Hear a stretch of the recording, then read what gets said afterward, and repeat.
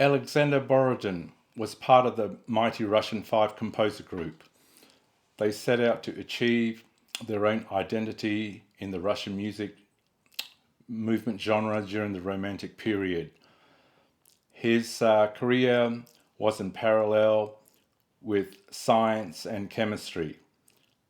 After serving his time in the army, he came back to St. Petersburg and started to take composition lessons from Balakirev. His inspiration comes from folk music, village tunes, and dances of Russia.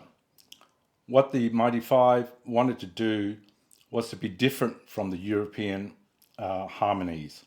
So therefore, they created their own innovative composition techniques and strive to be different than to rely on European harmonies around the Western society. Borodin's borrow melodies from the Russian folk music, which is modal by nature and not diatonically dependent as in the Western music.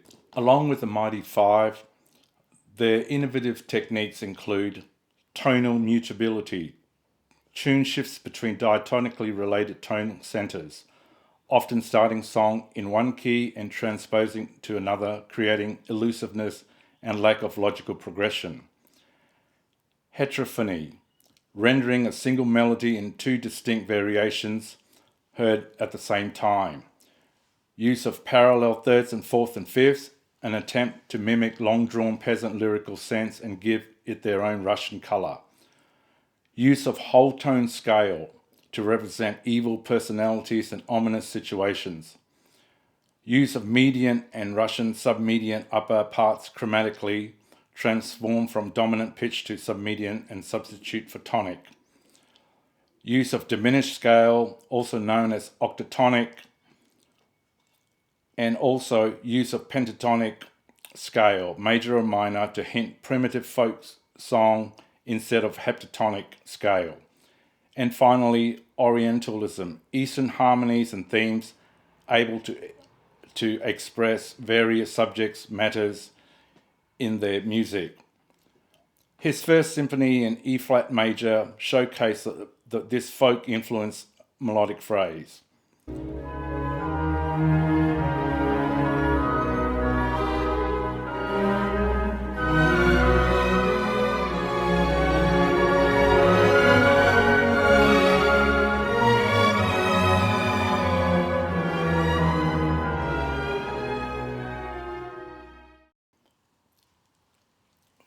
Folk songs and dances are evident in his second symphony as well.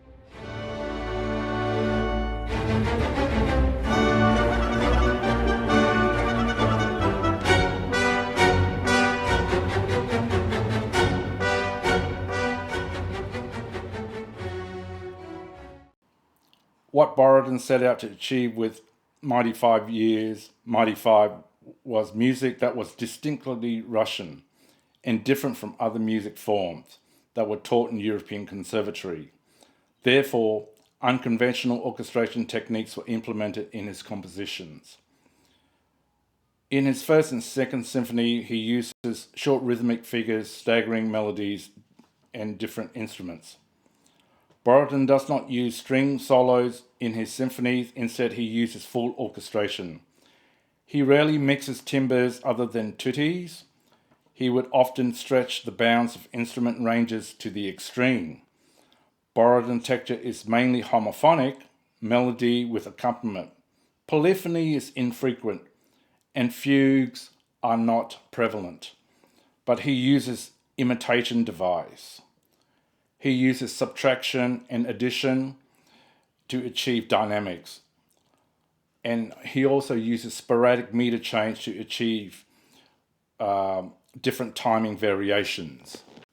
His harmonic use that distinguishes his works has unorthodox features compared to known Western harmonies. It is typified by the use of distant related modal melodies. Example, Second Symphony, third movement, where the supposed key is in B minor but plays notes in Phrygian, as seen here.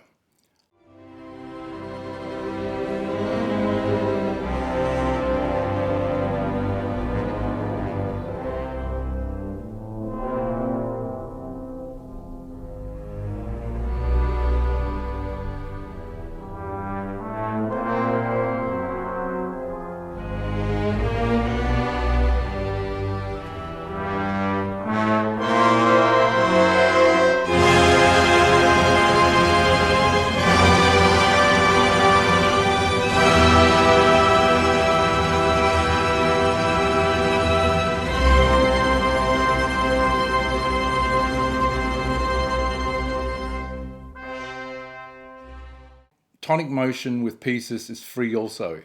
He does not stay in one key for a lengthy duration. Instead, frequent jumps to both common and unrelated remote keys.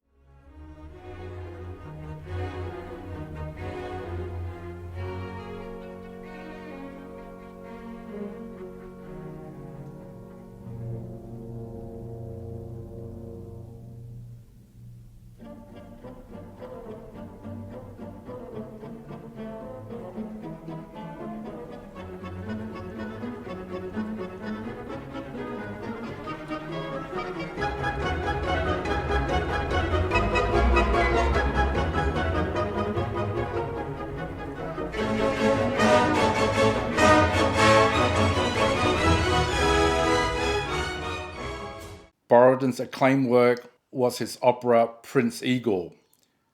He wrote the music and the libretto for it, and it achieved worldwide success. Here are the dance tunes that typifies the Russian tradition.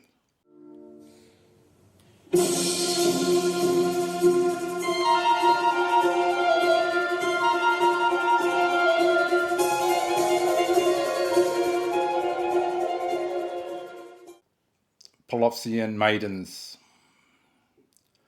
Wild Dance of Men, Gliding Dance of the Maidens, and Final General Dance.